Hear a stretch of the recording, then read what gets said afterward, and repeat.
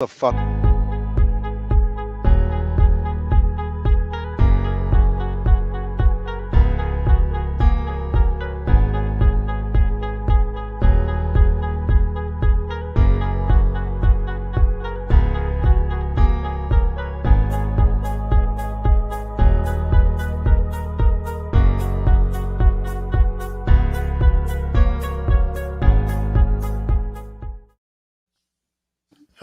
You just missed some really good hot dog talk before we went live here. Pint of Comics. I think you cut Larry off mid-sentence too. I did. I'm sorry, Larry. We hit that sweet spot of 7:30. You're a real piece of shit. Is what Yeah. you are. Yeah. John's like, I have no time for your hot dog story.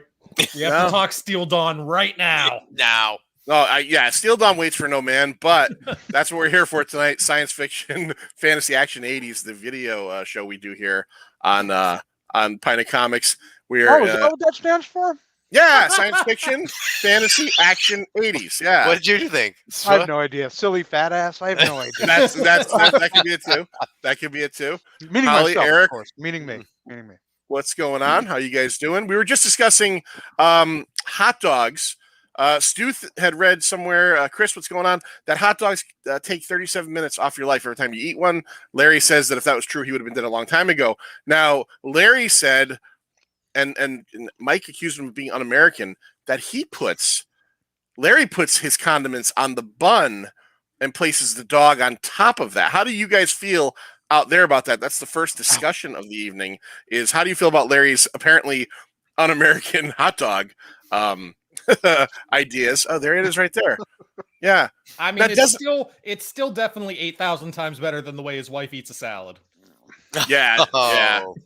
Absolutely. I can't disagree. I would love to defend my wife here, but that's not your job. No, eating a dry salad is cause for shame and mockery. So, Eric's starting at it already. Stu knows what hot dogs are. He didn't ask why we eat warm canines. Yeah, yeah. Up in the Northeast, that's what Stu thinks they are. That was a joke in the first one you guys did, right? The Molly Ringwald. Oh Christ! You guys eat dogs? Oh yeah. Oh right. Yeah. That's right. I can't remember. I wasn't on that episode, but I used to watch that. That movie was on HBO like every day when I was a kid, so I watched it a million times. Chris doesn't think it matters. He's fine either way. So okay, that's cool. All right, we got some answers there. There's no wrong way to eat a hot dog as long as you're not using New England style buns. What's wrong with that? Whoa, there's nothing wrong with New England style. Whoa, Eric. If I have the time to grill each side of a New England style bun with butter, I will do it. Well, Eric, what's the answer then? Yeah, so Eric is a great guy. I saw him the other night at the Cult Classic show, and I think he said he's originally from New York. So what do you eat in New York, Eric? He's living here in New Haven now. It's a normal bun in New York, just a regular. The side of the bun's filled in. What's a New England style bun? It's one that looks like white bread on both sides of the bun. The Freihofer's ones. Yeah, and then what you do, Stu, is almost like you would a grilled cheese. Like you butter like a hot frying pan and you toast each side of the bun, or just put it on the grill. Or the grill. And that's the classic way to eat a lobster roll. Lobster roll. Yeah, lobster roll. Do you have lobster rolls in Pittsburgh, Stu? Is that a thing? I've heard of them. Yeah. Okay. Mike, I don't know if you know this. He doesn't want to get into this. He's like, yeah, I've heard. Okay. I don't care about your hot dog. Yeah, I don't know, Mike. I don't know if you ever heard this before, Officer Mike, but Stu wasn't aware of what corned beef or pastrami were up until Larry and I and the listeners here on Friday the 13th, part 8. Friday the 13th, part 8 talk did just fucking tangented off into Stu not knowing what pastrami and corned beef The were. amount of people I've given that video to and been like, just skip to 1 hour and 9 minutes. Yeah. Don't talk about the movie. You don't need to hear anything about the movie. Just skip to an hour and 9 minutes in. You didn't have enough sodium in your life, so you're like, I need some corned beef and pastrami. Vinny's got a point. Chicago dog is like my favorite hot dog. I love a Chicago dog. It's got drag it through the garden is what they say. That's what basically it's mustard. It's like a neon green relish. It's tomatoes. It's pickle. It's celery salt and sport peppers. It's fucking Yeah. fantastic. Sport peppers. Yeah, and a true Chicago, the bun is poppy seed, so it's a hot dog bun but with poppy seeds. Yeah. Fucking amazing. Fancy. Amazing. I think if I'm going for like just a different hot dog experience, I'm going for a chili dog. I like chili dogs. Mhm. You know, a little bit of raw onion, Yeah. chili on it, that nice saucy chili, not like the heavier chili. Mhm. I showed that pastrami conversation to a girl on a third date, and this is what Eric did not get. Yeah, and how did that turn out for you? Yeah. I was going to say, Holly has an entrance into our "What hasn't happened to you since the '90s" conversation we had off recording. Oh earlier. yeah. I haven't had a hot dog since 1992. Okay, She's a vegetarian, so that would be weird if she did eat hot dogs. So like you some probably vegetarians will eat fish and be like, "Oh, I'm still vegetarian." Like if Yeah, you're a vegetarian, and you fuck slowly fish. hot dogs. I'd be like, "Hold on a second now." Well, you got the faux hot dogs now, just like they have the faux. Oh, those are hamburgers, bad. so- Those are bad. You My- tried it? Oh, I've had them. I've had plenty. They're not good. I was vegetarian for 8 years. I had plenty of fake hot dogs. My wife was a vegetarian for a while, and when we first got the house, we used to we were grilling a lot. I would get like my brats or dogs, and then I'd get her those things, and I'd cook them at the same time. And like a brat or a dog would have this fantastic like smell, and you could see the juices and the bubbling, and it was cooking. And the other thing looked like if I took a fucking GI Joe and just put it on a grill and then just turned it over at one point. It never looked real or actually cooked or not. Yeah. And yes, Holly is right. And that's what I was going to say. They bubble up. They would just suddenly start to look like, remember the fat guy in Dune? Remember that guy that floated around everywhere? That guy? And he'd have all the pustules popping off of his fucking head. That's what those dogs look like. They look like Yeah, Polka Dot Man. Yes, absolutely. Can we all agree that all forms of sausage, bratwurst, etc., are better than hot dogs? Absolutely. Bratwurst is fantastic. I would eat that over a hot dog any day of the week. Oh, Larry, are you saying no? You saying no? I'm Depends. Depends. Yeah, it depends. I mean, I love a good hot dog. I really do. I really do. And I like sausages. I'm not a big fan of brats. Knockwurst are okay. If knockwurst is just a big hot dog. I don't know. Well, let's introduce everybody. We got Larry and Mike, both from ConnecticutCultClassics.com. Check them out. 4 shows remaining for this year, right, Larry? 4 shows. What are the 2 Every that you could month. name? Mike is so excited.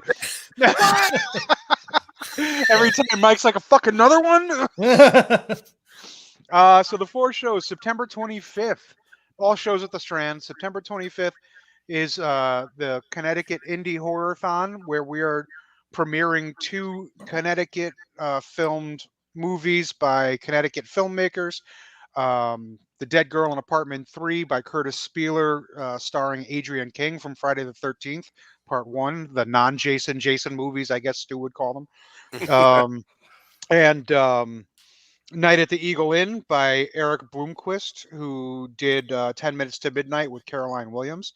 Night at the Eagle Inn. You. And me, correct. Night at the Eagle Inn just won the jury award at the Popcorn Frights Film Festival in Florida. So that's cool. So we'll be premiering both of those on September 25th in Connecticut. And then October 23rd, we've got Trick or Trauma with Toxic Avenger and Class of Nukem High. And then November 27th and December 18th have not been announced yet, but they will be happening. Super All right. secret. Do you know what they are and you just haven't announced them? I have a feeling I know what they are, but And then I say that's crazy. And then Mike, Get the yeah, fuck outta here. which happens goddamn near every show. Like, what are you talking about? We can't show that. Oh my God. If you're not familiar with Mike, he's been on the show many times, but if you go to the Cult Classics nights, Mike is the guy in the booth. Mike is the guy that helps Larry program everything, and he runs everything and does all the technical stuff. So he's and talks me out of doing dumb things. Talks me out of doing dumb things quite often. Well, you did have that Lady Terminator tonight, so it didn't totally work. Relax, fuck right off. Relax. All right. So down at the bottom there, we got Stu from SWO Productions. You know Stu by now. Have you been checking out his podcast, though? Very cool podcast. I just recently had an episode where we talked about Thor, the first Thor. And I think Larry just did an episode where you guys talked about 300, right? So, well, that hasn't come out yet, but yes. Spoiler alert. Yes. Recorded. That's all right. That's coming out soon-ish. Soonish. I just listened to this week's episode. You just did an episode with Lloyd with the Manster where you talked about Thor Ragnarok. And it's just weird that me and Lloyd both picked Thor movies. Unfortunately, I got the better one. There's 125 movies on the list. 3 of them are Thors, and you and Lloyd picked 2 of them. That's funny. There you go. There you go. Funny. Yeah, John, you got the shit end of the stick on that one. Yeah. Because that first Thor is boring as shit. It's super boring. Yeah, I never wanted to watch another Thor movie again after seeing that. Like I literally had to be talked into watching Ragnarok. Like I still haven't seen the second one. The second one, don't. I didn't bother, and I was like, "Fuck, I don't." After the first one, I didn't want to bother. Literally, like I had to get yelled at by several people to watch Ragnarok. Finally, I was like, "Fine, I'll fucking watch it," and very glad I did because it's hysterical. Check out the latest Pint of Comics if you don't mind. This week or last week's episode 203, we talked about the Roger Corman Fantastic Four movie. And this week coming up on episode 204, we are talking about Fright Night. So those were both a couple of fun episodes, and please listen in. But let's get right to it. Tonight, we're here to talk about... You know, if I was going to say, if what Eric says down there is true, it's kind of ironic. The best Thor movie. Oh, the Hellboy 2 was the best Thor movie? Yeah. Yes, that is ironic because that was the second movie that we did together. Yeah, so John has John's next episode on my show, which will be quite a while before that one comes out, but it's Hellboy 2. Yeah, I don't feel like I'm spoiling it because by the time it comes out, everyone will have forgotten. It's months from now. True. Good point. All right, DP Galley, I got to say, I'm like the one guy on Earth, and I'm not saying you're wrong, but I actually like the Incredible Hulk movie with Edward Norton. I actually enjoy that movie. And I actually am one of the few people. I'm one of the few people that I really don't think that I get Norton is a problem. You know, he could be an issue to deal with, but like I don't necessarily think Ruffalo is that much better than him. I think if Norton had stayed around, I think he would have been good in the role too. I do like Ruffalo. I think Ruffalo's a little better with comedic performance. Yes, absolutely agree. I was thinking about that. I can't picture Ed Norton being as enjoyable as Ruffalo was in, say, Thor Ragnarok. Yeah. Oh, I disagree with Eric. I got tired of the fat Thor thing like after 10 minutes. Fat Thor and I was like, enough fat Thor. Fat Thor and Smart Hulk. Smart Hulk, yeah, same thing. I was just like, Stu loves, and I know he has a problem with me saying this, but Fat Thor and Smart Hulk, we had enough of them. You know, let's move on. Let's move on. Did Skate Town USA have a blue? Well, that goes right back to Patrick Swayze. So tonight, here's the crazy part. Tonight we're talking about the movie that directly followed Patrick Swayze's probably definitely biggest hit in the 80s, right?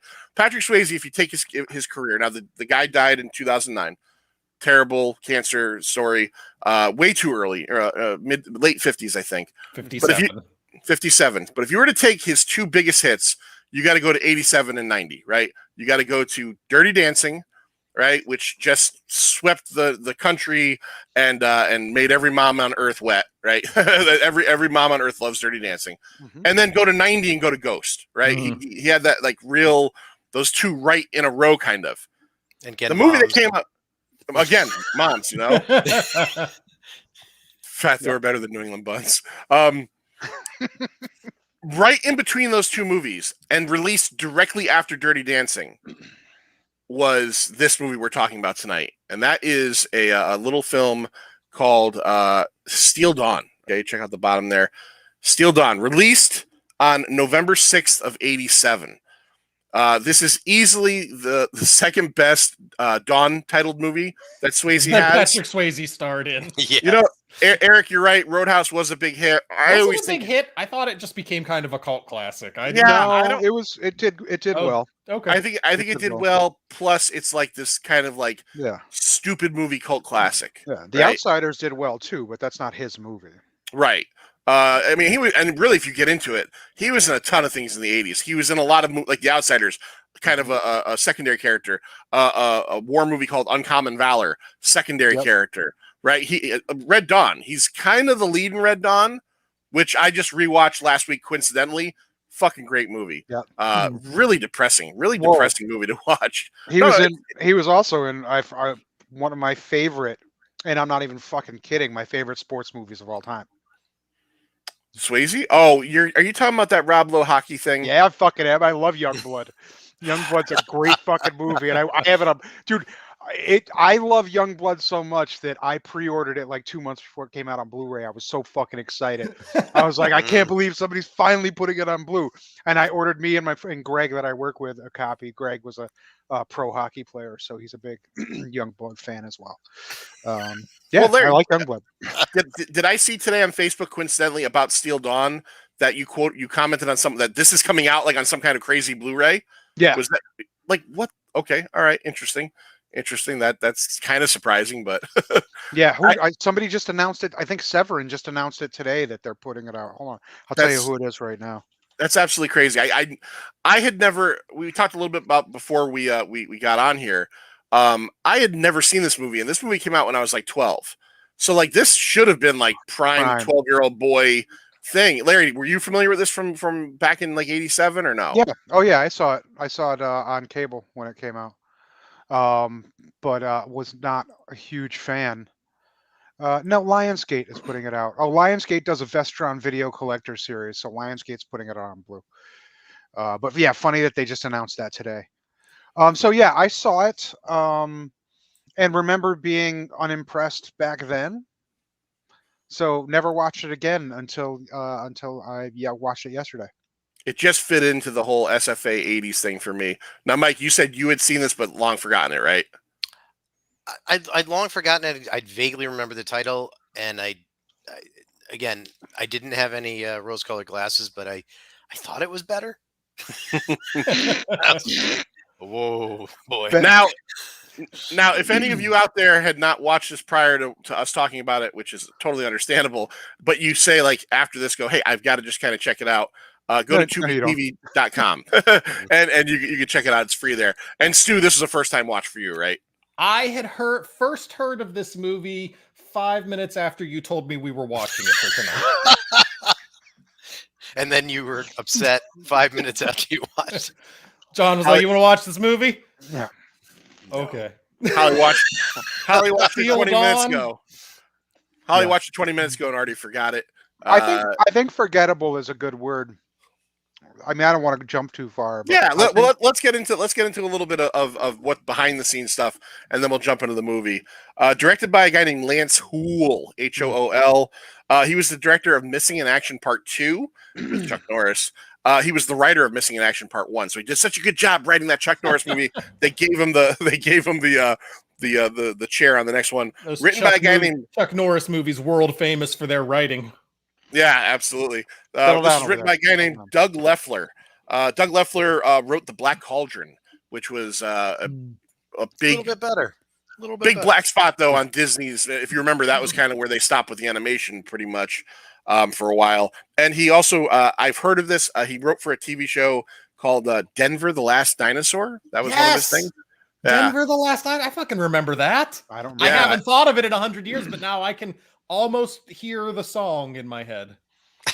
Denver, the Last Dinosaur, something like that. I don't know, something like that. Sing it. I just kind of did. All I know are those words. Denver, the Last Dinosaur. My favorite. Doug Leffler, who wrote this, is mostly a storyboard artist and a department FX head. He was the storyboard artist on the recent Godzilla King of the Monsters, X-Men Days of Future Past. Original working title of this film was Desert Warrior. Desert, and it makes more sense because, Steel Dawn just sounds like they threw two words together. Yeah, it doesn't make any. Why would you call this movie that? I don't know. It kind of goes with the fact that even though it's post-apocalyptic and nobody has anything, they have tons of sheet metal to make all their chairs and cars and all that shit out. I'm like, if you have that, but you don't have anything else, like what's going on in this world? Can we just leave Patrick's comment up and I'll just go? That's pretty much it. Like that's what if you've seen Shane, if you've seen the 50s film Shane, and you know what Mad Max is, you're all set. Like, and you know everything you need to know. Well, and it actually says that on the poster. It says, how did you change the font? I could do that. I noticed all these videos we've done, and you can do that, and you just didn't. I've changed it before. That's absurd. You've never done this. You've never heard of that. It's all so different now. Yeah, really. You don't know what corned beef is, so shut up, Stu. This was filmed in. He's on the bottom and covered by all that font. And he's like, "What the fuck?" That's why I changed it. I couldn't see Stu's beautiful lower half of his face. That is on Stu. That's what they call the moneymaker. The bottom half, below the eyes. Below the eyes. This was filmed in Namibia. Double chin because of the way the camera's angled. You need a hot dog right there to be like... I go make you one. Yeah, I like bun. Mild mannered Max and should have been called even tempered Max. He was basically like Dalton from Roadhouse, like just kind of chilling with bad hair. Yeah. This thing starred Patrick Swayze as blank man with no name. In the credits, he's Nomad. What's this? Nomad. Yeah, Nomad. Please change the font back to cover Stu up. We just said it died in 2009. Point Break, Ghost. Obviously, we know the guy from a bunch of stuff. Lisa Niemi, who you might not know from acting, but she was his wife of like 35 years. They got married in 75. Okay. I was born in 75. He got married in 75 and stayed married until he died. She is she's like a pilot, and she flew him to his cancer treatments and stuff. You know what? She's not an actress. No, but you know what? I gotta say, for like a non-actress acting, she was. I can handle her. I can handle her more than Rob Zombie's wife, right? That's not a high bar, brother. Yeah. It's more like a non-actress not acting, right? But she's got sweet 80's crimped hair. The crimped hair. There was no way they had a crimping machine in the future. There's no fucking way. Well, you don't even have running water, but they had all that steel and shit. They could have made a crimper machine. I guess you're right. For you telling me that she wasn't an actress, she was fine. Like, I didn't think none of my notes are about how bad of a performer she is. So for her to not have been an actress, she's fine. She's very flat. It was bad performances by everyone, though. Well, yes. It's a bad performance by Patrick Swayze. This movie takes it's a Patrick Swayze performance. This movie takes the effortless. I don't want to shit talk the dead here. But we're not talking about fucking, Laurence Olivier. We're talking about Patrick Swayze. Yeah, but okay, yeah, but he's not a great actor. Sometimes. Yeah, but he's charming and charismatic. And he's a fucking cardboard box in this movie. See, I didn't think it was a bad performance as much as it was just a subdued, like he was playing like Shane. He was playing like the gunman that doesn't talk, and but then you got to have kind of facial expressions and more. He does. More going on. Yeah. Holly wants to go to the other end of the spectrum and cast fucking Eric Roberts. His hair would have been much better. They shot half the movie with Eric, and then they quit. Yeah, shot it. Playing the straight guy. Anthony Zerbe plays Damnil, the villain of this movie, which this is he's just the villain because they had to write a villain in. Yeah. You might know him from Kiss Meets the Phantom of the Park and the Dead Zone. He's the guy whose kid is gonna fall in the ice if it breaks. If you know that scene. Yes. John Fujioka played Cord. Cord is like the Asian guy that he meets in the beginning, who's kind of like, you could tell maybe like a father figure / his master of some sort. He was in the original Mortal Kombat from '95 and Pearl Harbor. He passed away a few years ago. And Breon James, who you've got to love, passed away a few years ago. Who is from Blade Runner. You might know him as Leon in Blade Runner, and he was in The Fifth Element. Breon James as Hulk Hogan. Yeah. He's got a lot of hair. He's got a lot of hair here. Yeah, Hulk Hogan. He does have a lot of hair. I don't know. Is there any way I could take that down? Hold on, hide. There we go. Breon James as Hulk Hogan. But yeah, he's a classic character actor who ended up in this thing. He plays what was his name? Tark Hogan. He is Tark Hogan. He's the I don't know, the foreman on this 4-person moisture farm. He is, I dare say, the only character in this movie I cared about at any point. I'll give you that. Yeah, he's probably the best performance in this whole fucking movie. Yeah. When his feelings get hurt, I actually was like, poor fucking Tark, man. Too, right? I mean, that's normal. I legitimately was like, I don't want him to heel turn. Like, I thought he was going to go to the bad guys and sell them out. And I was like, no, Tark Hogan, I like you too much. Yep. And he just did what a real man does. He went to the bar and got sauced. That's right. He was somebody else is playing slapjack with my lady. So upset. Yeah. Yeah, Oh, I know. I know Anthony they're playing Zerbe. I just saw Anthony Zerbe. It's just funny. Just over the weekend, he was in an episode of Little House on the Prairie. It was the one where the one where we the don't know what wild the fuck boy. you're talking about. It was like the wild boy. The one where they were going to lose the farm because No, no. God damn it! Let me tell it. So there was a guy who came to town and he sold like fake medicine. You know, it was basically heroin in a bottle. And he also had a wild boy that you could pay like a nickel and go look at. And the wild boy turned out to be like a regular mute kid, and Mr. Edwards stole him and like tamed him. And Anthony Zerbe was like all mad, rah, and tried to like, you know, sue the town. And then he got beat up by Mr. Edwards. It was good. It was a good episode. You know, it's sad because Anthony Zerbe only ever plays a bad guy for one reason, because he has that lazy eye. I hate to say it, but like immediately when he comes in for an audition, they're like, "You're the fucking bad guy." You know, either you're gonna be the bad guy or you're gonna be in Men at Work. Yeah, we have two roles for you today, Anthony Zerbe. we have villain of the picture or guy who got poked in the left eye with a stick. Which one do you want to play?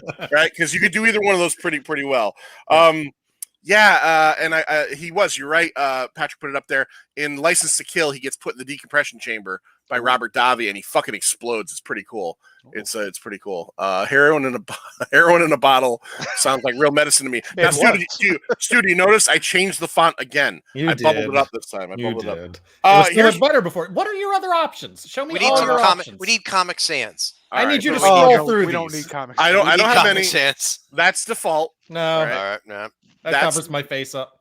That's minimal. I like that. That's bubble. That's just the same but smaller. That's block. And then Also wait, the Stu, same but smaller. They you all ready look for the same this? to me. What? You ready for this? Keep watching. Oh shit! Oh, Oh ship! Oh, cyan. You got to go cyan. You want to go Stan? Cyan. I like the Keep pink. flicking through until somebody gets a seizure. We're gonna go right there. Pink We're is gonna go nice. Pink is also nice. We're gonna go pink. All right. So here's one of my favorite guys in this film. Another villain. So Damn Nil is like he's the warlord villain that there's no writing in, but he's gonna take the water. His whole group is all about taking the water from the moisture farm. But then you've got like this samurai warrior who's hired by like he's a hired gun. Christopher Neame plays Sho. He was in Ghostbusters 2 and License to Kill as well, the James Bond film.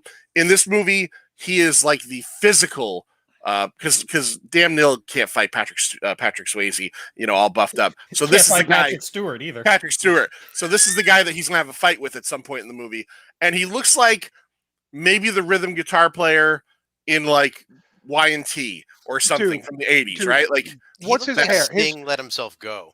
His hair is pure Tina Turner. his hair is It was like- so fucking ridiculous. Yeah, I was like, holy shit! He's got Tina Turner's hair. Like that's incredible. But he has knee knives. He does Yeah, have knee he knives. does. He's such a warrior that like when he actually, and I'm going to skip ahead to the end, spoiler alert, but when he actually gets killed in the fight, he wants his swords. Like why? Like why do you need your sword? He takes one and he just drops them. But since we're there, let's point out that he has a sword through his chest and he just kind of hangs out for 5 minutes. Yeah. And then he's like, hey, got my swords now? Yeah. I like the dichotomy of he refuses to let anyone interfere in his fight, but he'll fucking like stab you with his knee knife that you don't know is there. Hey, But, look. yeah. But Hey, he did that. He did that. Not anybody. Right. He could cheat. Nobody else could cheat. Right. He could cheat. Nobody else could cheat. Mike, did you recognize him from anything? Did I? Yeah, because I did, and I like it bothered me through the whole. Because I don't like to check the internet. Like I like to try to figure it out, and I couldn't. And then I finally went to IMDb and figured it out. It's an old one. What's that? Dracula AD. He was Alucard. He was Dracula backwards. Alucard. Dracula back. Yep. It's a big hidden name there. Yeah. In Ghostbusters 2, he played the coveted role of Mater D, which is like 2 years after this. I went out for that. I went out for that role. Yeah. Yeah, you didn't have any knee knives, so you I was only like, I was 10. I was like 10 too. So that was the problem. Eric's absolutely right. He looked like a Highlander villain that OD'd on Rogaine. Yeah, so there's that. One last cast, because you can't not mention the Mummy, as we mentioned before. Arnold Vosloo played Macker. He is one of he's just one of the random Damn Nil goons, but he gets a little more focus, and he looks gets exactly the same. He looks exactly the same. It's a 12-year difference, and he's the exact same human being. Right. Now, if you don't know him from the Mummy movies, which is probably only place you know him from. Yeah, I've never seen him in anything, I don't think. Well, here's what he was. When they made Darkman 2 and 3, and obviously Liam Neeson wasn't going to be part of them, Arnold Vosloo played Darkman in the straight to HBO Darkman movies. Okay. So he's got that going for him. So we the movie starts, and we're in this post-apocalyptic. Yeah, where are we, John? Did we talk about who plays Anakin Skywalker? I didn't. Jux. It's true. Jux. It's Ricky Schroeder. It's Ricky Schroeder. Oh. It's actually, I can't remember the kid's name. I didn't write it down, but I think he's the director's son because he had the same last name. Makes sense. Yeah. Because he couldn't act either. So. No, that was clearly nepotism. That makes sense. Yeah, he was not a good actor, that's for sure. And I hate to jump forward, but I will forget unless we mention it. Yeah. Did anybody notice towards the end when he jumped out of the pod and he was like 6.5 feet tall? I didn't. I was like, you guys couldn't find a short stunt man to do this fucking thing? He's literally like 6.5 feet tall. Do you need a stunt man to jump out of that thing that's going like? Well, he did like a tuck and roll.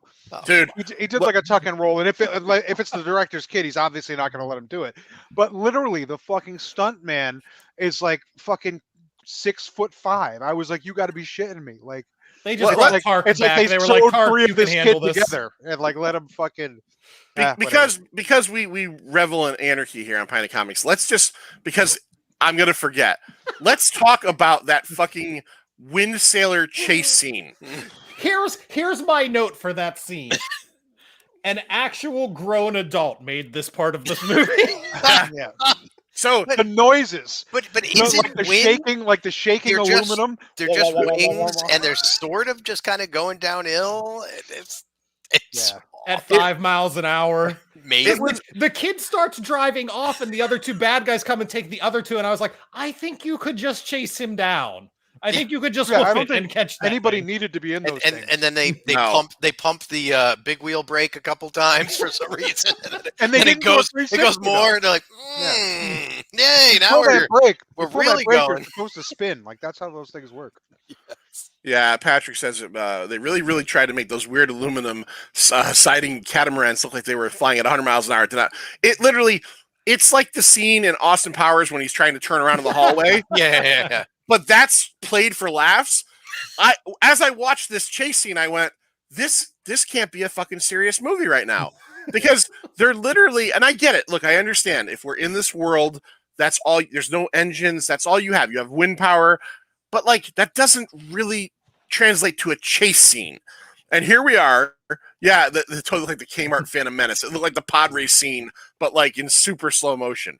Except they forgot that Patrick Swayze helped the kid build his own, and then he doesn't get in it. He doesn't use it. He doesn't do anything. And the kid can't even drive one because he ends up flipping over the one that he has. And let's also not forget Patrick Swayze promised to teach the kid how to fight if he learned how to do a fucking headstand. And that side plot out of nowhere. Yeah.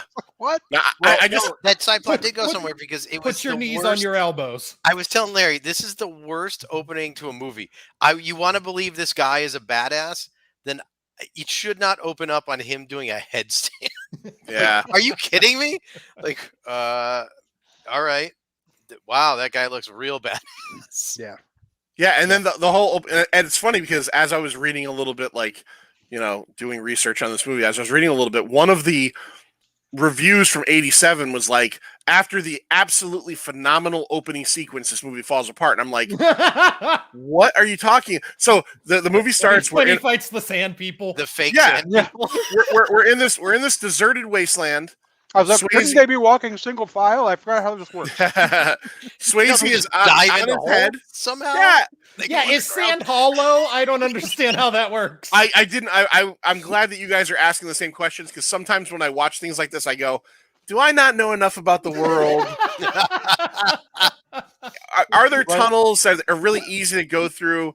DP Galley, I just have a question. Is down there somewhere, like hanging out. What is going on? DP Galley put, hey, I worked hard on this movie for very little money. DP, I don't know, DP, did you work on this movie? Because, boy, that would be fantastic. Okay. Oh, I hope he did. Can we say sand people in 2021? Yeah, no, we'll call them Tusken Raiders. So yeah, he's on his head. He's meditating. He's got his bag of goodies over next to him, and all of a sudden, these sand warriors start popping up through the sand, and they try to steal his stuff. And this is the first time we get our first look at some Swayze, fight action. He does a couple spin kicks. He does a couple of other things. Stops them all. And then he just keeps going a lot for no reason. He flips around. That's just not the fastest way to get anywhere. Like, if you're running, keep running. It's like when you see a baseball player try to slide into first. Never works. Don't do it. Just keep running straight. There's no need to do a dive and tuck and roll. Just keep running. Only Captain Kirk can do that. It was some of the worst sword play I've ever seen in a movie. The ending sword fight wasn't bad. With Tina Turner hair. And, the actual fight between those two guys at the end was not bad, comparatively to everything else. But I had a couple questions about the sword play. First of all, I get it. I get that we're making a movie that's set in the future, this desert wasteland. But like the design of his sword is really weird. And the second part is, and this is jumping to the end, the way he holsters his sword is ridiculous. Like a fishing pole? Where it's back pocket? Well, no, like he's got it up in his belt, but the blade is up running alongside his back and it's flopping around. I'm like, you're going to cut your arm, dude. Like, what is going on? There's a scene where he's running, and it can't have been scripted, but Patrick Swayze's kind of like shoving it to the side because you can tell it's being annoying and getting in his way. Right. Why would you headstand in this? No, I think that was area? in the script. He's like, I want it to be real. I want you to, really act with that sword. Yeah, but Chris has a point. It doesn't seem like the best area to headstand and meditate. Like, you'd figure this guy's a nomad, right? So he knows that there's people living under the sand. Find a better spot to do this meditation, man. This movie, Wes Craven's The People Under the Sand. There you go. This movie has a lot of really egregious security issues that I don't understand why people living in this world would do this. First of all, like you just said, he's meditating in the sand by himself with nobody covering him. He gets attacked. Right. Later on in the movie, he's staying in a compound that's, let's just say, relatively but not very safe. Why does he go to the middle of the desert to take a bath? Why is the bath not in the compound? He leaves the compound and finds like a bathtub near a rock and gets in it naked and then gets surrounded by bad guys. Yeah. But he's too cool to even move. No flinching. Right. Yeah, he just keeps whistling. He washes his toes while they're threatening him. He's washing his toe. You get to see Patrick Swayze wash his toe while these guys are threatening him. So I kept wondering. And then there's another scene where him and Kesha like sleep together, and they do it outside of the perimeter of the thing. I kept wondering, like, this guy is supposed to be a soldier, and we're starting to see why, like, at least her husband didn't make it back alive. Yeah. These people are not very secure with everything. Well, also, he's a super soldier, and he does not notice that there's like marauders on the compound stealing huge fucking water pumps. Yeah, I guess he was too busy with Kasha, but still, they all slept right through the water pump theft. I noticed that too. This so he goes into like town-ish, and he finds the cord, who apparently was his ex-master or somebody that he knew from the military. They keep referring to the Great War. It could have been the Soda Wars of 1985. I don't know what they're talking about, but there's some kind of Great War. Yeah, whenever anybody says that, I think of like Demolition Man and Taco Bell winning the fast food wars. Fast food wars, yeah. That's how I took it when they were talking about it. I was like, oh, the Taco Bell. I just watched Demolition Man this weekend. Can we talk about that instead? Yeah, that's cool. Yes. He doesn't know how to use the 3 seashells. At no point does Patrick Swayze go up to anybody and say, "What's your boggle?" The 3 seashells. Yeah, he doesn't know how to use the 3 seashells. There's no way anybody in that movie would know how to use the 3 seashells. I always assumed the 3 seashells, there was some kind of scraping, and then no. That doesn't sound good at all. Well, listen, just listen. Like, you do your business. And then you wash them off. You take one of them, and you scrape down there to get, like, I guess, like, whatever might be, like, there. And then you take the other one and turn it upside down, and then wipe. And then you use the other one. I don't know. I guess I don't know. You've thought about this a lot. I guarantee if one of Everybody us on Earth has thought about this. At some point. if one of us Googles it right now, somebody somewhere in the world has figured out the 3 seashell system and has written about it online. Like, this is how it works. I'm fairly certain that Sylvester Stallone has said he knows what the screenwriter told him how to use it. Yeah. Of course, he's a fucking genius. Of course he knows. Yeah, I think. Sorry, but Steel Dawn has 100% fewer Rob Schneider scenes than Demolition Man. Advantage Steel Dawn. So he goes into this town and he's sitting down and he's having this. And this is where, like, I guess the impetus of the plot of the movie comes, is that he finds out that his ex-master or whatever is going to go be like a policeman essentially in this little community. Wait, I have to say, they had to go into this tavern so they could have the most echoey, low-quality audio ever in the world in a movie. Yeah. The whole set was very shoddy. The two master soldiers don't see that guy staring at them while he's pouring. Like, what are you guys doing over there? Yeah.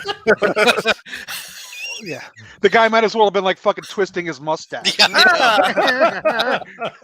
and I like that Patrick Swayze is poisoned for a little bit. Knockout. A little bit. Yeah, he's still poisoned enough to watch Tina Turner hair kill fucking Asian Yul Brenner.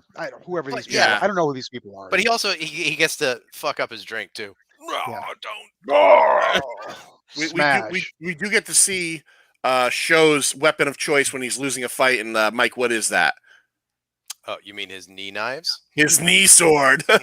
Yeah, he doesn't fight fair. He pops out a little sword from his knee contraption and kicks Cord in the stomach, kills him, and then it just becomes the rest of the movie. What is Patrick Swayze? I mean, this is crazy asking this. But what is Nomad's end game in this whole thing? Is he pretending to be Cord? Is he avenging Cord? Is he just going to finish the job Cord started? I don't know, like, what's happening here. I think you're reading way too much into this. You're like acting as if there's a plot.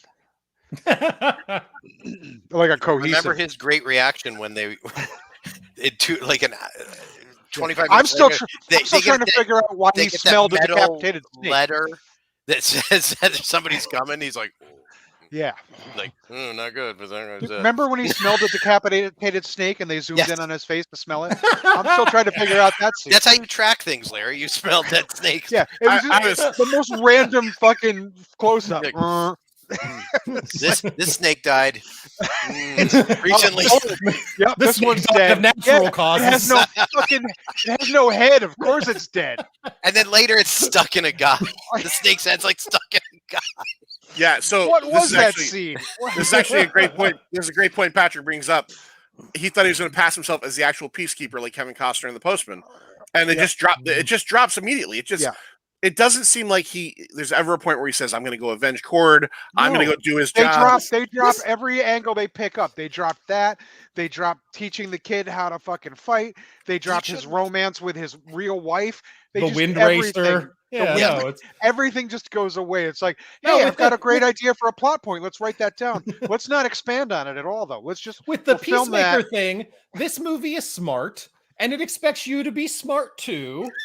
And it says, you just figure out that he goes to this town and he knows they need a peacemaker because that guy died. He just becomes it. The movie doesn't need to hand feed you this. You just he never says, hey, I'm here to be a peacemaker. He's like, yeah, sure. I'm here to garden. I'm here to plant things upside down. I'll farm your moisture, lady. Not just, yeah. I've said that to a woman in a bar before. I'm here to farm your moisture. Did you put it in upside down after that? And what kind of and it's like way too close to the other one that's there. A little kid came by and said, "No, that's wrong." You're doing it wrong. Those aren't going to grow. You're planting them upside down. And what kind of settlement needs a peacekeeper when you got this guy? Like, you got this guy. Like, look at the intense look on his face. Yeah. He is not fucking around. You know how you can tell he's serious too? He's got the gas station patch with his name on it. He's so that's and he lets you know. He does let you know. He does let you know. Hey, this is my show, and he lets you know by telling you, hey, this is my show. Yeah. Thank you. Thank I'm you. the one that plays slapjack with those kids. So back off. Oh, this is actually really funny that Patrick brings this up. Yeah. Patrick says, my favorite side character was Jamie Farr I playing said Zoltar the that. Magician. No. I got it on my notes. I was like, is that Jamie Farr? In my notes, it was the fucking Blue Raja from Mystery Men.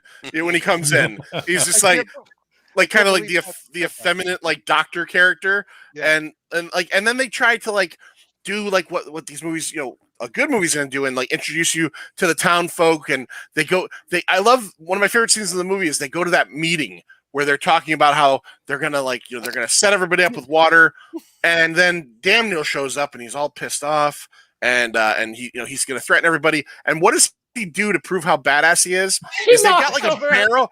They've got a barrel on a fire. He literally has two guys knock it over, and all that happens is like it's sand. It's not affecting anything. Like any other movie. Can we also talk about this group that they go to? Did you guys catch what the name of the group is? The Council of the Order. Because the Order of the Council would just be stupid. Well, in the future, things are different. Or just the Order, or just the Council. Whatever you guys want to do. The Council of the Order. All right. They hangs out in an amphitheater, and whenever you come up, you just get up on the stairs and start talking shit. Yeah. I can't believe he said Jamie Farr, because I was like, is that fucking Jamie Farr?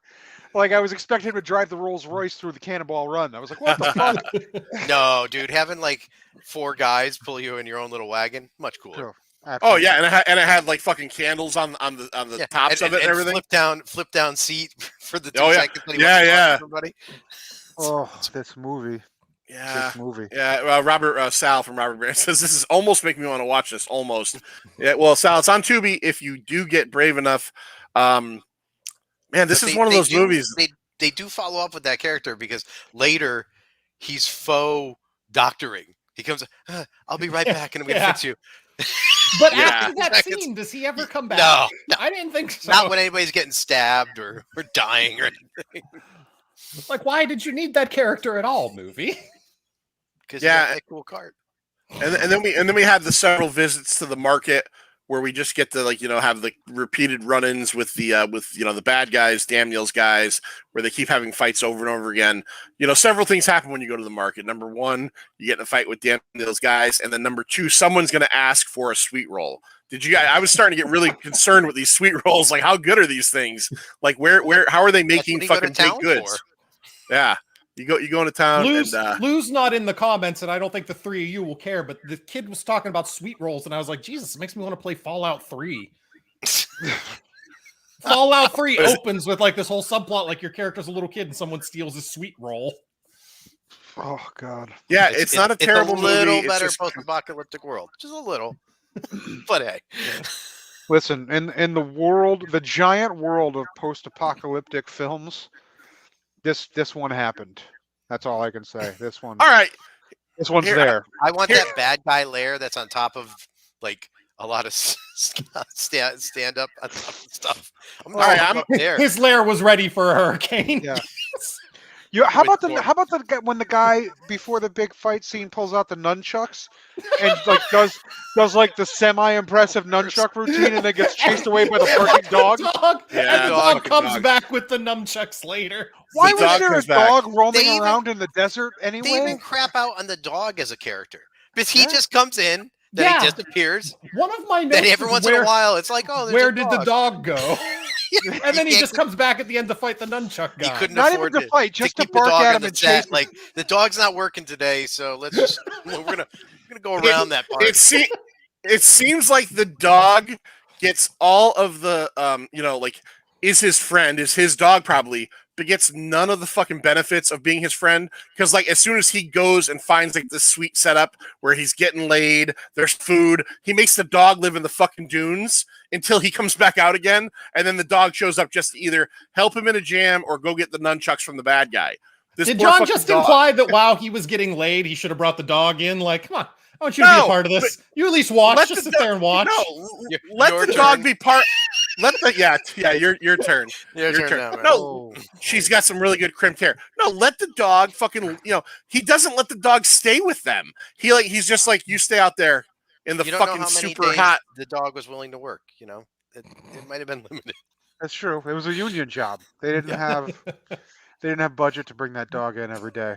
Apparently. What about a hot The dog? dog- What about a hot and dog on a sweet he roll? had to keep the dog out of trouble because he knew he would need him for the nunchuck scene. He would Yeah. need the help. He would need that guy. And Well, he to was- walk. Then he can walk out into the sunset with him. Yes.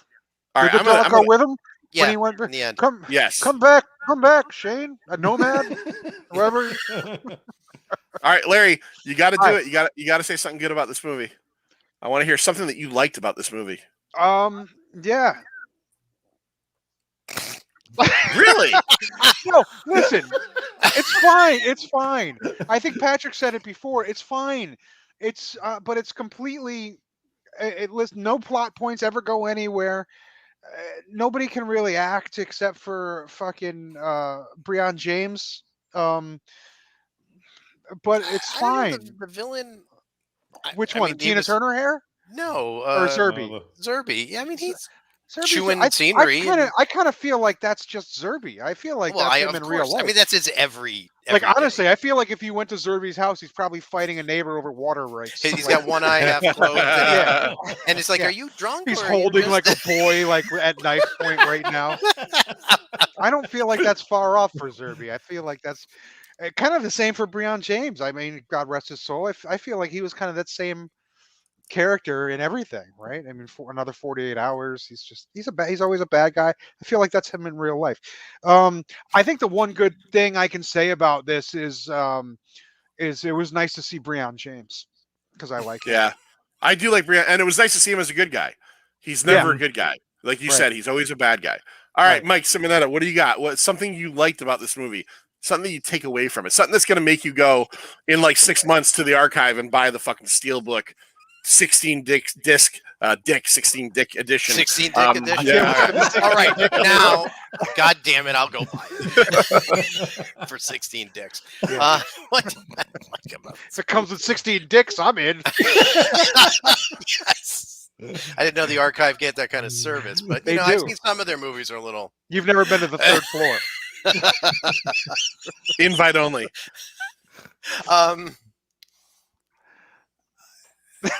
All right. And so I had a good laugh over how we were supposed to be amazed when they went down to like where there's a little trickle of water. Like everybody stopped and the camera like looked at this like faux tiny waterfall for a long time. And then they're like, is that fresh water? I was just like, I can't believe this is a scene. I can't believe this is happening. And Right. what does everybody else drink? I guess dirty water. Well, she's a water processing plant. She processes the water, I guess, for everybody. And I guess everybody else probably does drink dirty water. I don't know. I don't know. It Stu. made me laugh because it was terrible. I got a really good laugh and made a note out of the scene where Anakin pulled the old Mr. Fuji and threw salt in the mummy's eyes. Sand, yeah, that's right. Yeah, that he did get away that way. He did Yeah. get away that way. For all of 4.5 seconds before the other guy caught him. Before the mummy caught him. He tried. It was Right. like He threw this- every Yokozuna match when Yokozuna was overmatched, Mr. Fuji would come along and throw salt in someone's eyes. And it's like, oh, all right, Anakin Skywalker, just Mr. Fuji the mummy. He's got some I'm here chutzpah for that. there. Yeah, That's this What about this you, was. John? What do you like? I don't. I'll be honest. I don't think I hate this movie as much as you guys hate it. It's not a hate. It's really not to a me. hate. I To don't me, hate it. it's just there. Like it was never so bad to be memorable for that, and never good enough to be memorable for being good. It was just like, I think the thing that I actually find most odd of this movie is A, that this is his movie following Dirty Dancing, and B, that like again somehow in my childhood I've just never seen this. That was part of the reason I picked it for this, was because I always had it in my head like, wasn't Patrick Swayze like kind of the Road Warrior one time? And yeah, he was, in in Steel Dawn. Mike, you gotta do me a favor. We have 4 shows left at the Strand. You got to throw the trailer in for at least one of them as a joke. You got to make me laugh to see this on the big screen. You're in. You're done. Yeah, we'll do it. We'll work no on it. problem. I mean, we're gonna show it. That's it. Do any of you remember Gore? Gor? also a same year, 87 sci-fi fantasy film. Had Jack Palance, Oliver Reed.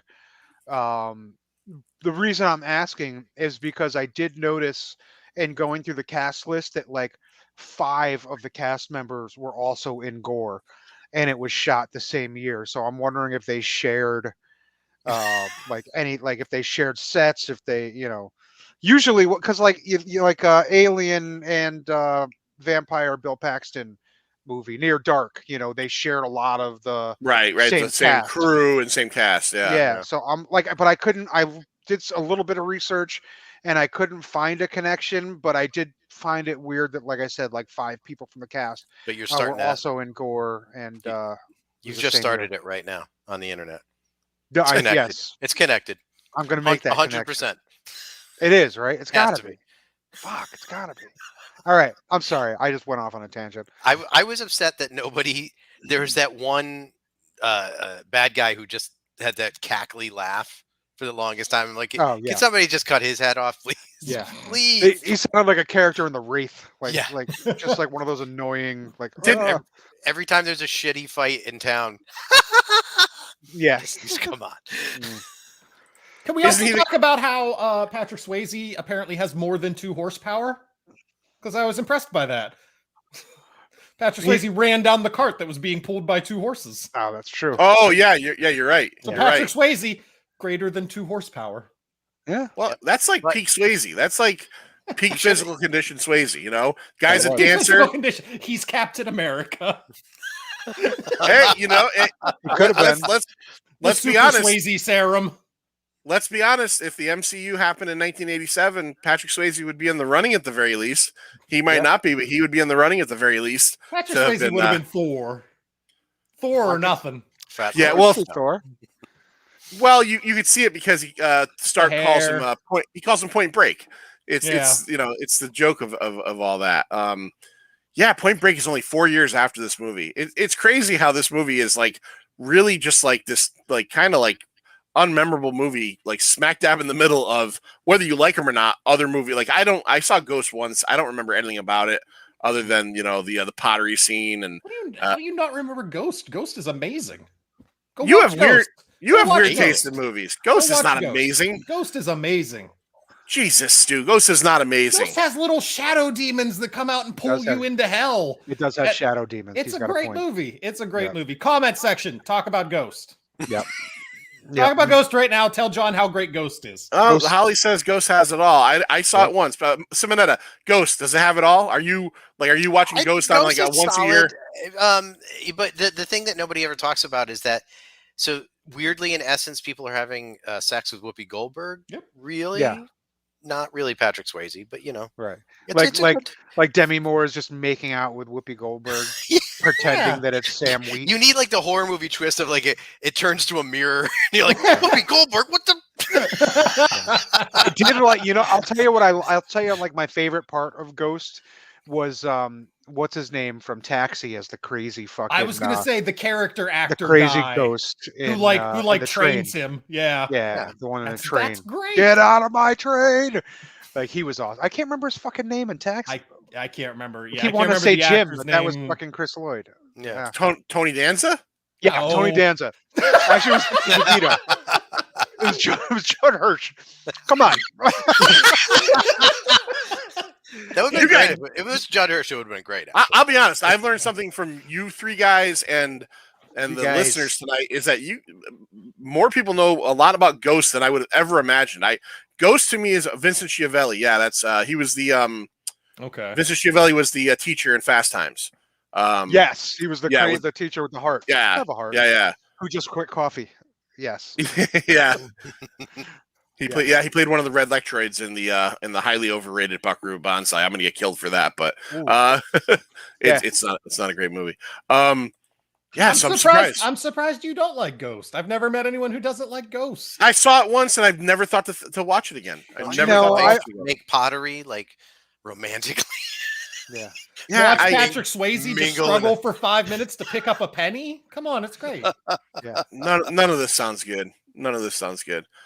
Better Off Dead. Yeah. Oh, he is in Better Off Dead. Absolutely. Who is he in Better Off Dead? Who's he in Better Off Dead?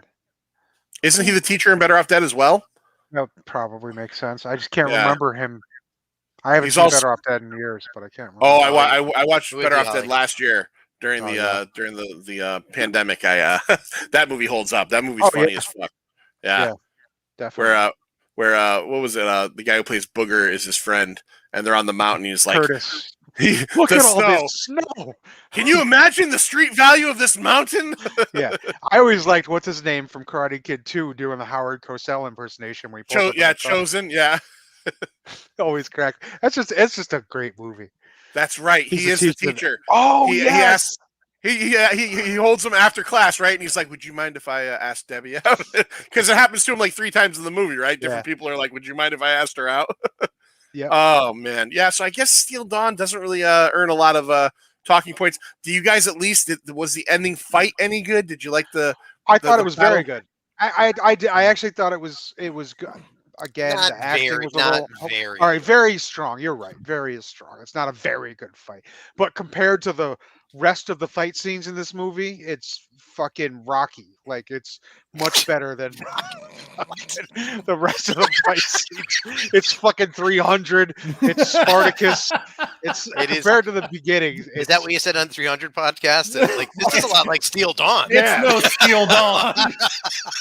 Spoilers. Sorry. No, I thought the ending fight was pretty good. It was pretty good. I think liked I was it. kind of Okay. tuned out by that point. I was He did- already bored, and once Tark was gone, I had no emotional investment left. He did finally cut that guy's head off. I think that was a better He move told than him. anything else. Yeah. He told him. He said, Don't get in my "Stop! way again." Don't get in my way, and I'll fucking cut your head off." And he He does. also told that other guy not to play with sharp objects. Yeah, He did. Deep- That was the mummy, right? He told the mummy. Wasn't it the mummy that he told? Yeah. Yeah. they have that awesome jousting moment on those two wind sailors that are going fucking 2 miles an hour, and they just they're fucking slowly approaching and each other. Patrick Swayze has the knife like this for like 20 minutes. Yeah, Like, his arms I got don't know. tired. Should I turn? No, I'm gonna. But yeah. I also like though. He had to try to get his revenge because he got his pole snatched from him while Swayze's naked, washing his toes. That's it's true. That was such a weird scene. I was like, why is you're right, John. Why is the bathtub out there? Well, That's what I'm saying. Away from town. What movie was it that like Clint Eastwood plugged somebody like from the bathtub or made it a little bit more fun? Yeah. One of his westerns, he did that. Yeah. But Maybe no. it was a nod to that. I don't know. But- In the Western was the bathtub in the middle of a desert? Like That's what I'm saying. no. Is the bathtub could have been inside the very short fence parameters they had, right? Because that was the other thing that killed me about this movie is that the Moisture Farm, if you are going to go to the level of calling this a Road Warrior ripoff, which it is, in the Road Warrior, the fuel depot where all the people are living is like fucking heavily fortified. The walls are super big. Mhm. They use a bus the bus is like the fucking gate. But in this, literally, it's like they have like this. You could just step over the gates to get It's into this basically like a fucking thing. horse fence. It's like a fence. It's a with horse farm. fence. It's Yeah. like, yeah. Yeah. Patrick says, "I wanted more scenes of them stealing water pumps at night." I wanted more scenes of fucking what's his name looking at the naked girls. Like he's never said. Tark was very fascinated by Yeah. that. Yeah, well, hey. He wasn't. It's not like he was like, yeah. He was just like he's never ever in his life seen a naked. He's a 12-year-old boy who just watched his first porn scene. Yeah. That scene was like it was in a different movie too, because Swayze, who's this like stoic guy, like he actually looks at the girl and then grabs like that fucking bread and eats it while he's like playing Porky's and watching the girl. It just felt like it was in a totally different movie. Yeah. Where are we with the Friday the 13th chats? That's a great question. We are starting again next month. Next month, September, we're going to start again. Right. And From the and move beginning, through. we're starting with Friday the 13th. What? All over. Well, they're putting them out now I on. can't do it. You Yeah, have and no I knew- idea they how did- excited I would be. No, They just put out a new box set, so you got to go get the new box set. Yes. no. Look at the new Nightmare on Elm Street 1 through whatever the last one was, and not Are Freddy we- and Jason. Are we Freddy and not Jason. doing the fan films because there's been conflict? I I think asked you and you said no. Then I told Larry, oh, John said we're not doing them. And Larry said, oh, I told John to fuck off. We're doing the fan films. I think What at are we this point- doing? I will defer to Larry, but I think at this point we should either do both fan films in one night Yeah. or just get right to Nightmare. but I'm fine with either one of those. So Larry will tell me what he wants to do, and we will do it. Absolutely. Yeah, though we're not doing 3 million fan films. That's for fucking sure. Larry, look at that last comment though. It's like 1 million new fan films. That one. You should all do the Saturday 14th. I'm with him. Saturday the 14th is a fucking gem. I love that. Saturday That the was 14th. Saturday the 14th was like an HBO movie for me as a kid. Yeah. It was on 7 times a fucking every 3 days. Yep. That thing was always on. Classic. That thing was always on. So yeah, we will be doing Nightmare on Elm Street. I wasn't coming bougie soon. growing up. We didn't have HBO. I don't know these things. Oh no, we didn't have HBO either. We had the wired remote with the spinner that if you spun it just the right amount and stuck a fork in it, you could get HBO. Nice. Yeah, there were ways back in the day. Fuzzy boobs, like Fuzzy boobs. Yeah, amazing. I remember I used to watch what the hell was it? Stir Crazy That Way. I used to love to watch Stir Crazy, Silver Streak, all these movies that I couldn't really watch. Like, my mom would be in the other room, like doing something, and I would fucking jam that thing on. Swamp Thing, see Adrian Barbeau's Another boobies. one that was on fucking HBO all the time. All the time. All the time. Beastmaster was always on. The joke was HBO stood for Hey Beastmaster's on. Hey Beastmaster's on, yeah. Yeah. It was like that was Cannonball Run was on all the time. No, they were great though. They were great. They wanted to make sure you caught it. So we're gonna run it every day. Yeah. They didn't have on demand back then. Yeah, No, they only had the yeah. licensing to like 6 movies, so they just had to fucking keep pumping them over and over again. I've never seen Saturday the 14th. I've only seen the first one. I've never seen the other ones. There's the series. Probably better than the later day Friday the 13th. No, it's possible. Don't say that to Stu though. Stu loves those fucking things. Are you getting the I new mean, box sets too? the remake is bad, but Jason X, great. Freddy versus Jason, great. Well, you love it. So is that where do you stand on it? Is it a remake? Is it a continuation? Because the it's clearly wheelchair's a there. remake. No, it's clearly the okay. 2009. It's a remake. It's a remake of The Hills Have Eyes. They just slapped a hockey mask on a character. Oh, John Oh, laughed. see you later, John John. was like, "Fuck this shit." He's like, we're not doing those goddamn fan films. Is Stu talking about Friday the 13th again? I wanted to damn talk it. about goddamn Steel Dawn. We keep talking about Demolition Man. This is fucking Everything else. This is S.F.A, not F13, motherfucker. All right, guys, we're taking it. What are we talking about here? What are we, I don't what are we know. moving on? Let's Let's get move into something Gore. We were talking about Gore earlier. After being snubbed before a weekend getaway by his teaching assistant, socially awkward professor of physics, Tarl Cabot, accidentally unlocks the magical properties of a ring which transports him to the planet Gore. And listen, they got Oliver Reed to star in this thing. And the movie is GOR. GOR. All right. They got Oliver Reed. They got Jack Palance, but Jack Palance did so many crazy. Remember the Jack Palance Martin Landau with the fucking little alien frisbees? They're like flying around, sticking everybody's face. Yeah. They got Paul Smith in this, who was fucking Bluto. We were just talking about him the other day. Bluto in the Popeye movie, and also from Pieces, which is classic. Yeah, we should probably watch Gore now. Can we live stream Gore? How do we do that? Quick. Everybody will stay on. Somebody I guarantee change you. the font, piss them off. Yeah.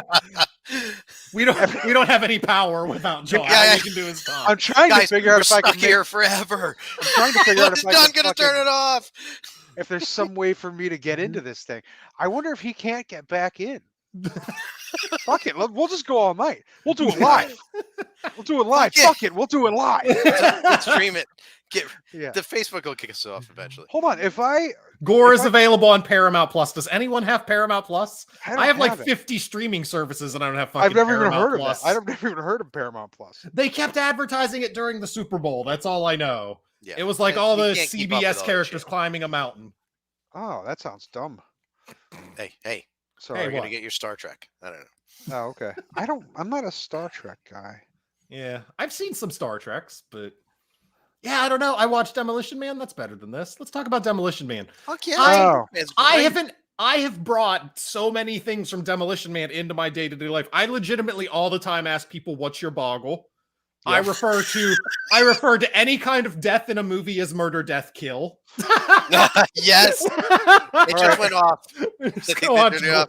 Oh, it's backwards. dude. Nanok. I love Nanok movies. Yes. Yeah.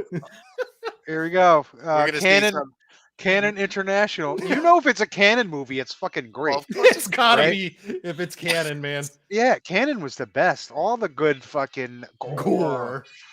I can't all wait to Larry gets a text with like a dick pic that pops up on the screen.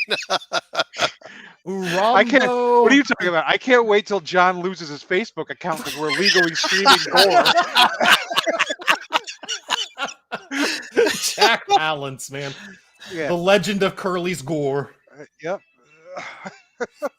Oh. I also like how there's like a reflection of something, so we can only see the bottom half of gore. Yeah. Well, we see And the well, top we see half is like your computer porn. monitor. Yeah. Hold on, what can I do? What can I do? There's. You can see some Perfect. stamps. That's good. Director of photography. Okay.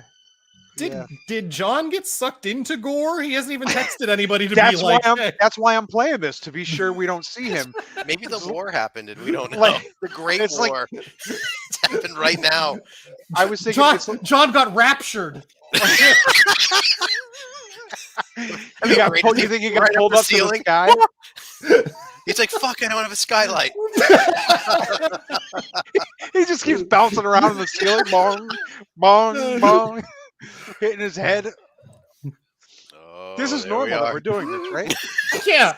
Why the hell not? Hey, when the screen's not black, the reflection doesn't matter as much. Yeah, This is fine. yeah. It's not Oh. There's that a- bad. what is that? Oh, Is that's that a the nut? magic ring. That's the magic ring. Oh, that's Yeah. the magic ring.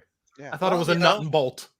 This is how you bring, your This is how you get to gore. audience If- right in there. Holly, if somebody needs to Zoom. let John in, none of us have the power.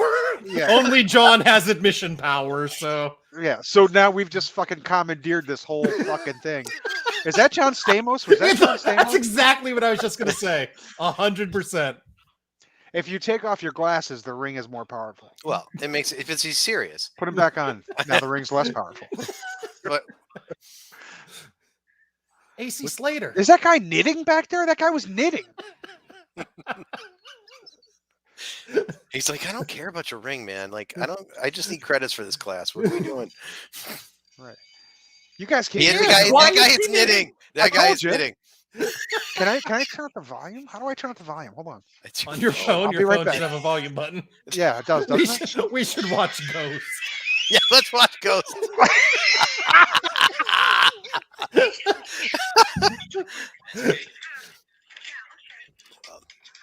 Do you think the teacher? Did you think the teacher's like, you're not paying attention when you're knitting, Yeah. sir? That's what? that's what college is. Come College on is just now.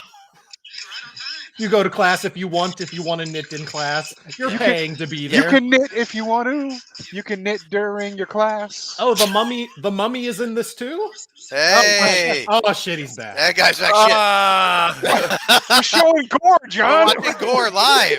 Are we watching phone. gore? Yeah, Yeah, we're he not wants to make sure you streaming get gore. kicked off Facebook. Yeah, I'm trying to get you That's why he's kicked live off for streaming. illegally streaming gore. Is that what happened? Did you get me screwed up here? It's I gotta give StreamYard credit. Is that every time I get kicked off, you guys remain. That's nice. But yeah, And and we're when are going we? all night. We were like, fuck it. And yeah, we just started watching gore.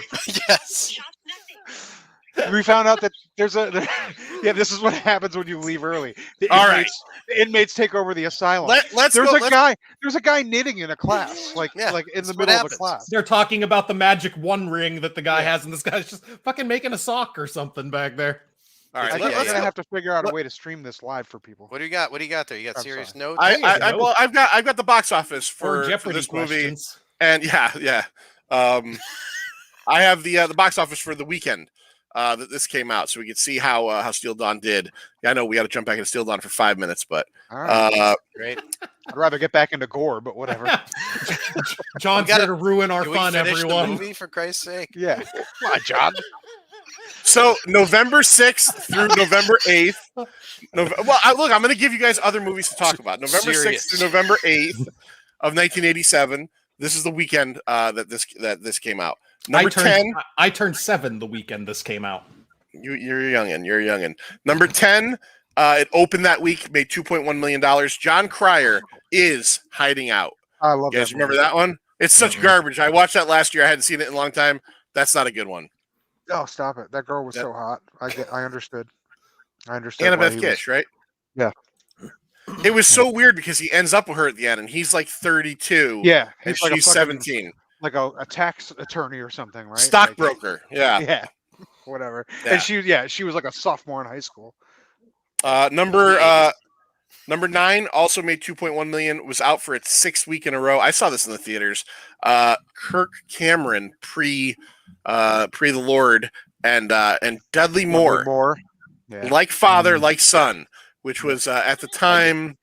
You Another paid Freaky Fox Friday. off for Oh, that? oh, you said Dudley Moore. I thought you said the movie was called Deadly Moore, and I was like, I've never heard of this movie with Kirk Cameron. That sounds great. No, the And George that's- British guy. Come on. Yeah, and that's right, Patrick. Keith Coogan is his cousin, right? And yes, you're right, Holly. Vice Versa 2.0. Although I think Like Father, Like Son came out prior to Yeah. Vice Versa. Vice Versa was Judge like Reinhold Freaky, and Fred like Savage. Freaky Friday, like that. Yeah. fucking- There were 3 of them too, because another one I think was wasn't it the other one with George Burns, 18 again, or someone was in that, and that was another one where like the grandfather and the grandson switch places. Number 9, $2.3 million. We talked about this on the Friday the 13th Part 9. What was that one called? Jason Goes to Hell, which if you want to jump back to those, is easily the worst of those fucking movies. But we talked about how that one emulated what this one did. It was out for 2 weeks at this point, made $2.3 million. The Hidden, starring Kyle MacLachlan. Yeah. That's a good one. That's a good little sci-fi movie. There was also recently a Tiffany Haddish movie. All right. Number 7, I don't know what this is. It was out for 2 weeks, $2.3 million. Fatal Beauty. I don't know. No clue. Oh, that sounds familiar. I don't know what it is, but it sounds familiar. Number 6, $2.5 million. Opened that weekend. Charles Bronson. Death Wish 4. Death The Wish. Crackdown. The Crackdown. Wow. All right. I don't- I've only seen what? Let's not disparage Charles Bronson films, please. No, I'm just amazed that Death Wish 4 opened that high. That's it, like a top 10. That's impressive. You want to see Charles roll into town and then kill everybody. And this was the time that like Death Wish ended up in Cannon's hands, I think, right? Because they just got more Yeah. ridiculous as they went along. Let's see. Whoopi Goldberg and Sam Elliott. Fatal Beauty is a great ridiculous cop movie. It doesn't sound good, Patrick. It doesn't sound good. I didn't mention it on the ghost thing because I was already getting attacked enough. I do not like Whoopi Goldberg at all. Like Whoopi Goldberg that's is fine. always like kind of- 80s Whoopi though? 80s all Whoopi. Whoopi. No, never a fan. No whoopee for John. No, never a fan of Whoopi Goldberg. I never got Not it. even I Jumpin' Jack Flash, really? No, on the comic relief. yeah, just never really did it for me. Yeah. Guinan on Star Trek never did it for me. I just never really thought. There's some celebrities, some people that make it as movie stars that like every once in a while you just go, I know. Like Richard Gere. I never got Richard Gere. He's Like good he looking. just He's handsome. He's a good right, but I looking mean, guy, solid. but he kind of has like people like kind of give him the He's not a you know, good act- actor by any fucking stretch of the imagination, but he's just a good looking guy. Yeah. Sam I Elliott. mean, Sam he's Mustache. solid. I will Sam say Mustache Elliott. Whoopi is one of those characters, Larry, that we talk about that is just Whoopi. Like it doesn't matter what. You're hanging around in your dreads and you're gonna save some Yeah. some You funny watch. cracks. You can and- watch Sister Act. You can watch Ghost. There, it's all the same fucking character. I've never Doesn't seen matter. Sister Act. Yeah. And Gear can How have tap. you never seen Sister Act even like by accident? Holly's don't- right. Gear can tap dance. I don't. You'd appreciate Richard Gere if you were a gerbil. I've heard that. I've heard that. Well, no, I don't think you Womp would womp. appreciate it. Yeah, I don't Yeah, Yeah. you might be like, no. Yeah, I don't know, Stu. I'm one of those people that like if I'm not going to say I'm particular with movies, but if I see something and it just doesn't like interest me in any way, shape, or form, I just never watch it. You know what I mean? You know What what are wouldn't what are you surprise gonna me do at a about horror you? fest? It You wouldn't talk surprise me about about you if you'd be like, I've never seen Sister Act. I own it on DVD over here, but I've never seen it. I went I to do Walmart. that. They had it for 38 cents one day, and I was like, I might watch Sister Act. Now I've done that with other movies. Sister Act isn't one of them. Sister Act isn't one of them. Yeah, I don't. So number I don't know 5, either. I think number 5 is a Cher movie. 3 weeks opened, 2.6 million. Suspect. I think that was a Cher movie. It sounds, if I remember correctly, it's like a crime thriller. Number 4, this is actually kind of funny because the trailer was just played at last weekend's called Classics Show. It opened that weekend. It made $3 million. Robert Downey Jr., James Spader, less than zero. Less than zero. I've never seen that one. I thought you were going to say Really? Yeah, never saw that one. You should see it. It's good? really, really good. Yeah, I like Spader and RDJ. That's a good cast. So Yeah. And Spader's got Spader is in full 80s Spader slick back hair, from the trailer at least. Maybe drug pusher mode. You owe me $50,000, man. That kind of thing. It's an even better novel. Read the novel. I never read the novel. Yeah. Yeah. Oh, Bret Easton Ellis. That's the guy that did American Psycho, right? Correct. Yes. Okay. He also did that book. I never read the book, but that fucking movie, the College Kids movie, where it ends in the middle of a fucking sentence. What was that called? It was in the early 2000s. The kid who played Dawson from Dawson's Creek was in it. It's a Rules of Attraction. Yeah, there you go. What you hated that? It was not a good movie. I never saw. This is not a good movie. Anyway. Less Than Zero is a prequel to Avengers: Age of Ultron. That is true. and so is Holly mentioned it. We did it on the show with Holly. Tough Turf also stars Robert Downey Jr. and James Spader as a very weird friend. Have you guys ever see Tough Turf? I love Tough Turf. I'm sure Larry has it on I own it. Larry probably has it. Larry probably has it on Laserdisc. It's not as good as Less Than Zero, but I do really like Tough Turf. And Sal coming in with the smart guy thing. Yeah, the book is better. Yeah. Sure, So Sal. Sure. smart. Number 3, I think this was Diane Keaton. Opened number 5. It was his 5th week, $3.1 million. Baby Boom. Sure. Oh, great. It's Eugene Driscoll. Wonderful. Number 2, it opened that week, $5.7 million. Hello Again. I don't know what that was. No idea. George Burns. Is that George Burns? Hello Again, 1987. Corbin Burnson, almost George Burns. Not right. George Burns, 70 years earlier. Shelley Long. Much smaller dick. Shelley Long. Much smaller dick. Yeah, George Burns, right? Or that was Milton Berle. Yeah, that's Milton Berle. Milton Berle. Milton Berle. That's right. Milton Berle supposedly had a like had a 13, like 13 inches. They said. Somebody said. I never saw Patrick. You Uncle Milty never showed me. So the number one 10-year-old boy in the back room, like, yeah. The number one movie. Like watching the Rat Round and Round video, I tried to find his cock because Milton Berle's in That's it. right. That's right. The number one movie of that weekend, $7.1 million. It was out for 8 weeks at that point. Stu, I'm going to give you a hint. See if you can guess. Steel Dawn. No. I will not be. No, it wasn't anything. It was. I'll tell you in a minute. I will not be ignored. Stu, what movie is it? I don't know. I was 6. Well, you could have seen it afterwards. It's considered a You're allowed classic. to watch movies after. Right. All right. I'll give you another hint. I will not be ignored. Didn't we play a movie trivia game once and you saw how bad I am at this? I'll give you one more hint. If you don't get it with this, you're not going to get it. Boiling Rabbit. Oh, okay. Fatal Attraction. So you got it. Fatal Attraction. Okay. All right. Everybody else got it. You got it. I will not be ignored. Famous line. So Steel Dawn opened that weekend. It came out at number 17. It made $311,000. $311. Anyway, listen. So here's where I had said earlier before we started this that I wondered, and I didn't get into the history of this movie. I didn't want to get too far into it. If the studio buried it, because Steel Dawn opened in 290 theaters. Okay, and its first week made $311,000. Comparatively, Hiding Out opened the same weekend in 988 theaters. Ooh. So it seems like that's a disparity of over 700 theaters. So it just seems like that it probably was just put out to pasture. Get that dick story up on the screen. Okay, let's get this.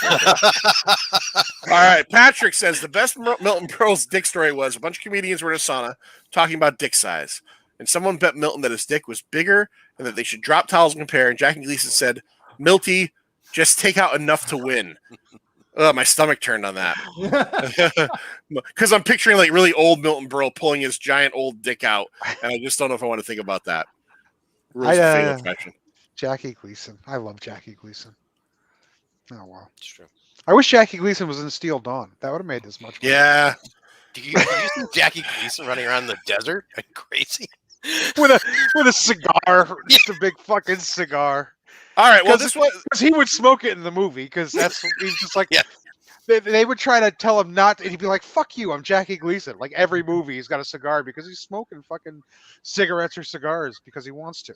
I guess I could just. I guess I could say it happens every once in a while. They all can't be zingers. Sometimes a movie isn't easy to talk about. As I watched this movie like Sunday night, I said to myself, "This is a hard movie to even discuss, even funnily, like to make fun of it, because it's just like nothing is happening here. There's really not much like going on. Like I did know we had gold with the wind race scene, though. I went, holy fuck! Here's a moment right here. But I did pick the next movie for us to do. I think I hope it's gore because we just watched it. Well, we're all set. We're ready to go. It's not going to go.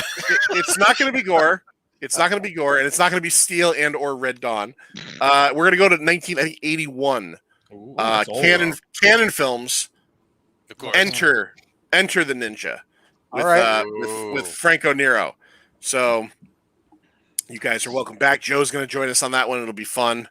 So yeah, I guess that's it. Sorry guys, Steel Dawn was kind of a wet fart, but I think we still had fun. We learned about each other. We watched part of Larry's movie. I got kicked off my own fucking stream for 15 minutes. If anybody wants to jump out to get ahead of this one, I just looked it up. Enter the Ninja is apparently streaming on Pluto. Yeah, so check it out on Pluto.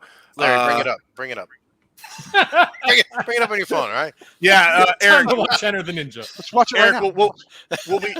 we'll be doing Schindler's List after we finish Nightmare on Elm Street. That'll be a nice fun one. You guys learned about hot dogs. See, look, it's free, right? We can't get all the laughs out of the world, but you learned about hot dogs. We learned that Larry eats his hot dogs in a very particular way. Larry, you didn't answer my question earlier. The hot dog you had for dinner, was it a skin on hot dog? No, it wasn't, but I prefer a skin on hot dog. Yeah, you like that snap. Stu, do you guys have skin on? Larry's hot dog was circumcised. It was. Yeah. They took the skin right off of it. Yeah. Nope. I like a snappy dog. Yeah, but you also boiled it. You got a grill, buddy. What are you doing? You actually, people in your boiling food. What? I prefer like a deep fried hot dog, like Merritt Canteen. Drop that shit in the deep fryer. Here? Nice and snappy and crisp. Oh, Stu, you've never boiled a hot dog before? I'll be honest. I was kind of tapping out on the hot dog conversation. I hate hot dogs. I don't eat them. Oh, okay. All right. Patrick really dates himself with this one because he says Enter the Ninja has been on his TiVo for about 2 years. If anyone needs a place to see it, and I think by saying TiVo, you've amazed me because I didn't know that was still a thing. Is TiVo still a thing? But he's very proud that he has not erased that. He's got it ready. Stu, Eugene, by the way, Stu, I wanted to say this real quick. Eugene is Carlos Danger from the Mobile Horror Companion, aka The Insufferable Bastards. And on their last episode, they discussed whether or not, because you did the Suicide Squad episode with me, they discussed whether or not you're a psychopath and if you have Lloyd in your trunk. Because you made the joke about how like you don't care if like you swear in front of kids. And they're like this guy is just going on about how he swears in front of kids. I think that Lloyd might be in his trunk. Look at that. That's on their last episode. Yeah, it's on the last episode. Nice. Check it out if you like that kind of stuff. A study just came out saying every hot dog. Joe knows this too. All right. Yeah. No, it's Larry. We it's lost like a half this hour. week. Yeah, it came out this week on. That's like, impossible news or whatever. That's impossible. Trust me. Like you said, Joey Chestnut would have been dead in 1746. Yeah, if that was the fucking case. Just the dude eats 60 in a sitting. Like, come on, that's crazy. Yeah, it's pretty gross. All right, let's go around one more time. Stu, SWProductions.com. You got like snazzy shirts and stuff, Stu. If anybody out there wants to buy one of your snazzy shirts, where do they get that? On TeePublic, just search for SWO. They'll all turn up. And the scary part is, which might prove the theory correctly, is that Lloyd designed all of his logos. So maybe he does have Lloyd in his trunk. I have Lloyd in a sweatshop somewhere. He's making me a multiple Jasons t-shirt as we speak. Nice. What is now? We talked about it. The last episode released was Lloyd again. What's happening here? Lloyd was the Thor Ragnarok. Last time we saw Lloyd. Well, you know what's funny too is actually Stu texted me today and said how's Lloyd doing? And I said, I haven't seen him in a few weeks. And he's like, really? And I'm like, how could that be? Who is your next guest on the Stu World Order podcast? My next guest is the Ninja Turtle Nerds podcast, which you can find on Twitter at Ninja Turtle Nerds. I may have that wrong, but they're a great podcast, the Ninja Turtle Nerds. They talk a different issue of the Teenage Mutant Ninja Turtles comic book every episode. Wow. Okay. And what do you want to say what movie they did or no? I don't, because I don't remember it. Okay, that's fair. That's fair. Recorded months ago. I remember it that it was them. They are the next one. I don't remember what we talked about. I'll figure it out. Stu, believe in your brand. Believe in your brand. All right. So if you guys do want to check out Steel Dawn, you probably don't. 2btv.com. Go to ConnecticutCultClassics.com. Scary Larry's Pint of Horror Season 2. The vote is out right now for Episode 5. Episode 4 will be coming out in a couple weeks. We talked about the Dolph Lundgren Don't Kill It. Me, Larry, and our buddy Dave, who drank every beer in my fridge the night he was over. That was a good night. So check that out and vote. Rubber, Three Extremes, and I Saw the Devil are the three choices that you could pick this time. Rubber is probably running away with this thing. So if you want us to talk about some Korean horror, jump in there as fast as possible. I just looked it up. The next episode is Logan. Logan. Oh, okay. All right. Good one. Good movie. Holly says Rubber. Everybody's going to go for Rubber. I know this is happening. Yeah. Call 1-800-843-5678 if you believe you have seen a missing Lloyd. Please search for their poster. Yeah. Lloyd's out there somewhere. Again, go to ConnecticutCultClassics.com. Besides that, for the vote, just to check out upcoming shows, the indie movie double feature in September, and then the Trauma double feature in October, and then November and December as well. So we'll be doing that'll be all great fun as well. Pint of Comics, check out the latest Pint. Pretty please. Oh, we didn't rate this movie. Do you want to rate it or no? You want to rate it? You guys just want to skip it? We're here. If it's what you normally do. Yeah. Yeah, we do. All right, 0 to 5. 0 to 5, quarter scale optional. Simonetta, what do you give it? Jesus Christ. Should we just put Gore back on? Yeah, please. I'll give it a 0.5 because we watched a lot of gore. We've watched 0.5. Wow. See. Okay. All right. Larry, what do you give it? I'll go 1. It's, a lot of my rating has to do with rewatchability. Is this something that I'm going to rewatch? No, I saw it back in the day on HBO. I forgot all about it. And I rewatched it and realized why I forgot all about it. And now at this age, I'll remember that I don't need to ever see it again. I'm good. And it's not that it's bad. It's just there's no point. There's really no point to watching it again. Nothing happens of any note. All right. I'll go before Stu. I'm going to go 1.5. It was nothing to remember and nothing to offend me. It literally seems like this money could have gone on to, I don't know, help so many people out, and it didn't. Stu, what would you give Steel Dawn? I also have 1.5 for it. I liked the Tark subplot, but anything that didn't involve Tark was complete waste of my time. It was a waste of everybody's time. The fucking people on set, the people working on the film, the audience that went to see it in all 32 fucking theaters it opened in. Once this movie killed Tark, any interest I had went out the window. And you guys are talking about how good or not the final fight scene might have been. I was already tapped out at that point. I was watching out of obligation and not caring because Tark was gone. I appreciate you doing this for me, Stu. Holly gives it a sense of obligation. Holly gives it an F+, which I don't think is a real grade, but F+. According to Tenacious D, it is. Chris Ramirez. Chris, I had the pleasure of hanging out with Chris at the Cult Classic show. We sat next to me and Chris sat next to the people that talk throughout the whole movie. Oh, I love those people. But it was actually kind of okay because they obviously must have wandered in off the street and had no clue what either Brain Damage or Basket Case were all about. And they're actually pretty fucking funny. Those movies were blowing their fucking minds. He gives it a 1.5. Patrick gives it a 1.75. This movie took 35 minutes off your life. This movie was ass out of balls. Okay, all right. So and then just check out the latest Pint of Comics. Again, last week's episode, we talked about the Roger Corman Fantastic Four. If you listened to it, thank you very much. This week, coming up in the next couple days, 1985's original Fright Night, not the remake. We discussed that. And yeah, there you go, Evil Ed. I knew, you know what's funny is like the day after I recorded that episode, I was like, I think Larry might have a tattoo of Fright Night on him. And then after Basket Case, I couldn't fucking believe you showed me you've got the Basket Case guy on your arm, which I must have forgotten or didn't realize because that movie was so puzzling. I'm still putting my head together from that movie. Yeah, like puzzling as in how amazing it is. I mean, it makes sense. It made more sense in this movie. Brain Damage was thoroughly entertaining, which I remember when I did see the first 20 minutes on your Facebook Live, I was bored with it. So I always thought, oh, that didn't look that great. But like as a whole experience, I really enjoyed Brain Damage. What do you call it? Basket Case. There's moments in it for sure. And yes, Patrick, Evil Ed is he's not any longer, but he was a gay porn star in the 90s.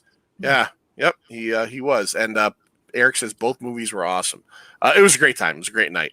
All right, guys. Thank you so much for being on. Mike, Stu, Larry. Let's get out of here. I forgot. Oh.